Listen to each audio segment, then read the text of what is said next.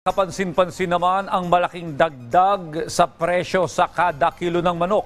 Pansin nyo ba ang lubhang inalaki ng presyo ng kada kilo ng manok? May ilang dahilan ayon sa Agriculture Department, pero may mga nanamantala rin sa pagtaas ng presyo nito.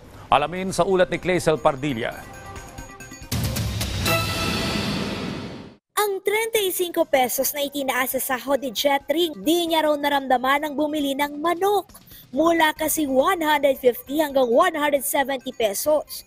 Sumirit sa 250 pesos ang per kilo ng manok sa Muñoz Market. Nagtaas nga ng sahod, tumaas din naman ang bilihin. Dati pa 1 kilo, 1 kilo, 1 kilate. Ngayon, medyo nagtaas, 1/4 na lang muna para makapagtipid. Ayon sa ilang nagtitinda, Supplier po. Sabi, mahirap po daw mag-alaga, mahal ang patuka. Hindi lang po kasi yung nag-aalaga.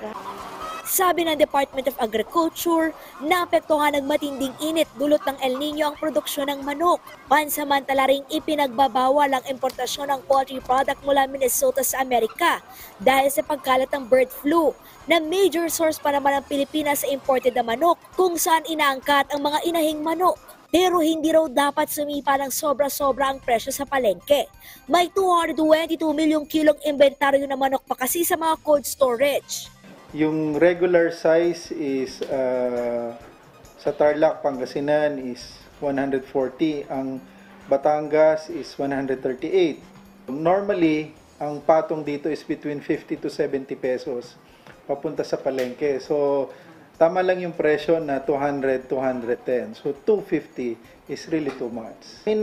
Nananamantala. Kaya tututukan namin sa Price Act na kung profiteering. Sinusuyo na ng DA ang mga palengking napaulat na mataas ang presyo ng manok. Tiwala naman ang ahensya na huhupa rin ang presyo. Ngayong sinisikap ng industriya ang pasiglahin ang produksyon ng manok.